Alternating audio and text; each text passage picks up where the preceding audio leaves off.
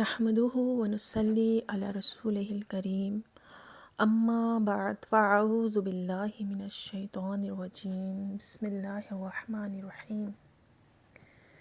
السلام علیکم ورحمۃ اللہ وبرکاتہ۔ امید ہے آپ تمام احباب خیریت سے ہوں گے۔ اللہ عز و جل ہم سب کو اپنی پناہ میں رکھے اور ہر طرح کی بیماریوں، پریشانیوں سے اور تنگ دستیوں سے ہم سب کی حفاظت فرمائے اور ہم سب کو خوب سے خوب علم حاصل کرنے کی توفیق عطا فرمائے۔ حدیث نمبر 3914 جامع الصغیر میں ہے کہ طالب علم کے لیے ہر چیز حتیٰ کہ سمندر میں مچھلیاں بھی بخشش کی دعا کرتی ہیں، تو کیوں نہ ہم بھی طالب علم بن کے رہیں، ساری زندگی علم حاصل کرتے رہیں، یہی ہماری بخشش کا سامان بن جائے۔ جیسا کہ آپ سب جانتے ہیں کہ ہمارا عقائد کا جو سلسلہ ہے الحمدللہ جاری و ساری ہے۔ عقائد متعلقہ ذات و صفات الہی کا علم ہم حاصل کر رہے ہیں الحمدللہ عز و جل۔ اس میں ہم نے لاسٹ جو ہمارا پچھلا جو لیکچر گزرا ہے، ہم اس میں تقدیر کے بارے میں ہم پڑھ رہے تھے، جسے قضا بھی کہا جاتا ہے۔ اس کی ہم نے 3 اقسام پڑھی تھیں: مبرم حقیقی یا قضائے مبرم، معلق محض یا قضائے معلق، معلق شبیہ بمبرم یعنی یا قضائے معلق شبیہ بمبرم۔ ٹھیک ہے، تو ہم نے یہ 3 اس کی پڑھی تھی، جس میں پہلی ہم نے پڑھی تھی کہ مبرم حقیقی جو ہوتی ہے وہ اس میں علم الہی میں، اس کے علم الہی میں کسی بھی شے کا جو ہے وہ عمل دخل نہیں ہوتا، وہ کسی بھی شے پر معلق نہیں ہوتی، یعنی اس میں کسی بھی قسم کی تبدیلی ہو ہی نہیں سکتی۔ جس میں ہم نے مثال دی تھی حضرت ابراہیم علیہ السلام کی کہ آپ نے اپنے قوم کے لیے اللہ عز و جل سے فرمایا تھا، جیسے کہ قرآن پاک میں بھی اس کا ذکر آیا ہے کہ یجادلون فی قوم لوط، یعنی ترجمہ کہ حضرت ابراہیم علیہ السلام کے بارے میں ہم سے جھگڑنے لگا قوم لوط کے بارے میں، یعنی قوم لوط کے لیے ہم سے جھگڑنے لگے۔ تو اللہ عز و جل نے ارشاد فرمایا کہ یا ابراہیم اعرض عن ھذا انہم آتیہم عذاب غیر مردود، یعنی اے ابراہیم اس خیال میں نہ پڑو، بے شک جو قوم لوط ان پر، یعنی جو قوم لوط پر جو عذاب آنے والا ہے وہ پھرنے کا نہیں، وہ ٹلے گا نہیں، وہ ان پر آ کے ہی رہے گا۔ تو یہ جو عذاب آنے کا تقدیر کی طرف اشارہ ہے کہ ان کی تقدیر میں ہے کہ وہ عذاب آ کر ہی ان پر رہے گا، تو وہ قضائے حقیقی ہے، مبرم حقیقی ہے، جس میں کوئی بھی رد و بدل ہو ہی نہیں سکتا۔ اس کے بعد جو نمبر 2 ہے یعنی معلق محض، یعنی قضائے معلق محض، ظاہر ہے قضائے معلق ہے، یعنی کہ جو قضائے معلق کے بارے میں بتا رہے ہیں کہ اس تک رسائی، یعنی اس تقدیر، یعنی قضائے معلق جو ہے اس تک رسائی جو ہے وہ اکثر اولیاء کرام کی ہوگی۔ اولیاء کرام تک رسائی ہوتی ہے اس کی قضائے معلق کی، یعنی آپ کی ان کی دعا سے، ان کی ہمت سے وہ ٹل سکتی ہے۔ اگر ہماری قسمت میں لکھا ہے کہ ہم بیمار ہوں گے یا کوئی مثال کے طور پر، تو اگر ہم کسی بزرگ کے پاس جاتے ہیں یا ان کے مزار مبارک پہ کوئی جا کے دعا کرتا ہے، تو ان کے توسل سے، ان کے وسیلے سے اللہ عز و جل اس قضا کو یا اس بیماری کو یا اس پریشانی کو ٹال دیتا ہے۔ تو یہ کس کی دعا سے ہوا؟ کہ یہ ان ولی کی دعا سے ہوا جن کے وسیلے سے ہم نے دعا کی اللہ عز و جل سے۔ اور تو یہ جو دوسری ہے یہ ٹل سکتی ہے، کس کی؟ اولیاء کرام کی دعاؤں سے، ان کی ہمت سے۔ اور جو متوسط حالت میں ہے یعنی معلق شبیہ بمبرم، جسے صحف ملائکہ کے اعتبار سے مبرم بھی کہہ سکتے ہیں۔ صحف ملائکہ یعنی ملائکہ جن میں لکھتے ہیں انہیں صحائف یا صحف کہتے ہیں، اس تک خواص اکابر کی رسائی ہوتی ہے۔ خواص اکابر جو ہوتے ہیں ہمارے بزرگان دین کہہ سکتے ہیں، جو علماء کرام جو ہمارے بہت بڑے بڑے اکابر، آپ لوگوں نے نام سنا ہوگا، پڑھنے پڑھانے والے، جیسے حضرت غوث اعظم رضی اللہ تعالیٰ عنہ، اسی طرح اور بھی بہت سارے بزرگ جو گزرے ہیں تو ان کی رسائی ہوتی ہے۔ اسی طرح اس کے بارے میں حضور سیدنا غوث اعظم رضی اللہ تعالیٰ عنہ جو ہے وہ فرماتے ہیں کہ میں قضائے مبرم کو رد کر دیتا ہوں اللہ عز و جل کے حکم سے۔ تو اس کی مثال جو ہے وہ یوں ہے کہ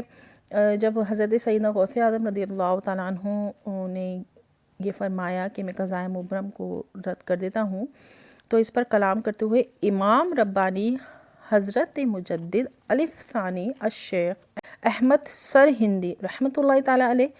اپنے ایک مکتوب میں فرماتے ہیں، یعنی آپ نے جو لکھا ہے کوئی کتاب، اس میں آپ فرماتے ہیں،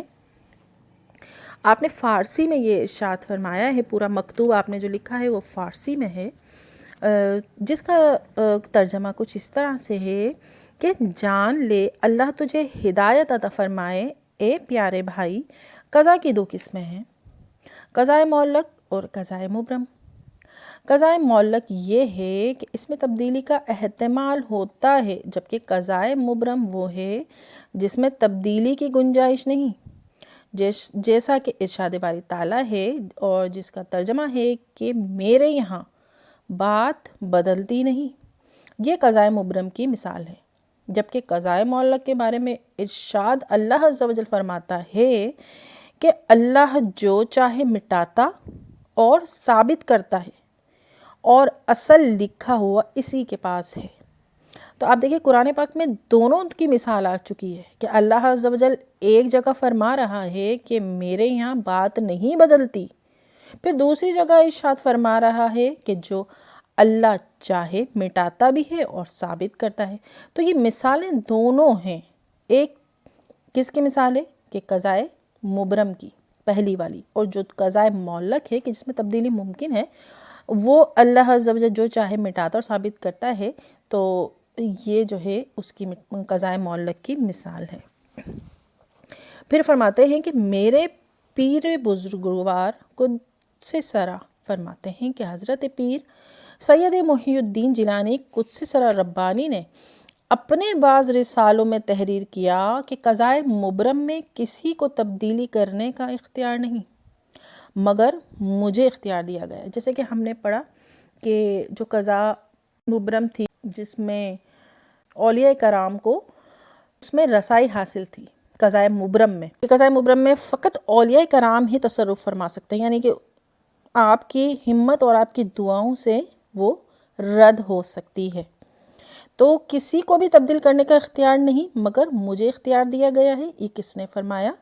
حضرت پیر سید محی الدین جیلانی قدس سرا ربانی نے۔ اگر چاہوں تو اس میں تصرف کروں، یا آپ فرما رہے ہیں۔ ان کی اس بات سے میرے پیر بزرگوار بہت تعجب کرتے تھے اور اس کو بعید جانتے تھے، بعید یعنی کہ جانتے تھے کہ ایسا نہیں ہو سکتا، یہ بہت دور کی بات ہے، یعنی کہ آپ اس پر یقین نہیں رکھتے تھے کہ ایسا ہو سکتا ہے۔ اور یہ بات اس فقیر یعنی شیخ احمد فاروقی سرہندی کے ذہن میں کافی مدت تک رہی، یہاں تک کہ حق تعالیٰ نے مجھے بھی اس دولت عظمیٰ سے مشرف فرما دیا، یعنی شیخ احمد فاروق سرہندی علیہ رحمہ کی دعا سے بھی قضائے مبرم میں تبدیلی ہو گئی۔ چنانچہ ایک دن میرے کسی دوست کے ساتھ حاکم وقت کی طرف سے کوئی مسئلہ پیش آ گیا، تو میں نے اس کے دفع کے لیے یعنی اس کو دور کرنے کے لیے گریہ و زاری کی اور خوب خشوع و خضوع کیا، تو جانب حق تعالیٰ کی طرف سے بطور کشف و الہام، کشف کہتے ہیں چھپی ہوئی چیز، اور الہام کے دل میں کوئی بات ڈالنا، اللہ عز و جل نے دل میں بات ڈالی آپ کے، کہ مجھے معلوم ہوا کہ یہ معاملہ لوح محفوظ میں معلق نہیں، اور اسی کی نسبت حدیث میں ارشاد ہوا کہ ان الدعاء یرد القضاء بعد ما ابرم، بے شک دعا قضائے مبرم کو ٹال دیتی ہے، یہ حدیث مبارکہ میں بھی ہے۔ تو ہمیں معلوم ہوا کہ قضائے مبرم اور قضائے معلق میں تبدیلی واقع ہو سکتی ہے، جبکہ قضائے حقیقی میں جو ہے تبدیلی واقع نہیں ہو سکتی، اور قضائے معلق میں جو ہیں اولیاء کرام تک رسائی ہے، ممکن ہے، وہ آپ کی دعاؤں سے وہ ٹل سکتی ہے۔ اسی طرح جو خواص اکابر ہیں، جیسے کہ ہم نے پڑھا کہ غوث اعظم اور دیگر اکابر، ان کو اس میں تصرف حاصل ہے، آپ اللہ کے کرم سے اور اللہ عز و جل کے عطا سے اس میں تصرف فرما سکتے ہیں۔ قضا کہ ہم نے آج 3 اقسام مکمل کی ہیں الحمدللہ، تو مزید ہم اس میں تفصیل بھی پڑھ سکتے ہیں، لیکن اختصار کی بنا پر ہم نے یہاں تک رکھا ہے، اور انشاءاللہ آگے ہم دوسرے جو ہیں وہ عقائد جانیں گے کہ عقل میں کیا بات آتی ہے اور کیا نہیں، تقدیر کی نسبت کیا ہے اسی طرح سے ہم انشاءاللہ آگے جانیں گے۔ اور امید ہے کہ آج کا لیکچر آپ لوگوں کی سمجھ بھی آیا ہوگا اور آپ کو پسند بھی آیا ہوگا۔ اگر آپ کو میری کوئی بھی بات اچھی لگی ہو تو آپ اسے دوسروں تک پہنچائیے، کہ علم کو جتنا علم کو پھیلایا جائے، علم اتنا ہی بڑھتا ہے، اور یہ آپ نے بارہا سنا ہوگا کہ علم جو ہے وہ صدقہ جاریہ ہے۔ آپ جب تک یہ بات چلتی رہتی ہے، وہ آپ کو جو ہے وہ اس کا ثواب ملتا رہتا ہے، کہ حدیث مبارکہ بھی ہے کہ علم بہترین صدقہ ہے، مسلمان علم حاصل کرے پھر اپنے مسلمان بھائی کو سکھائے۔ ابن ماجہ کی جلد 1 میں یہ 243ویں حدیث ہے۔ تو لہٰذا اپنے علم کو دوسروں تک پہنچائیے اور ثواب جاریہ حاصل کیجیے۔ السلام علیکم ورحمۃ اللہ وبرکاتہ۔ دعاؤں میں یاد رکھیے گا۔ اللہ حافظ۔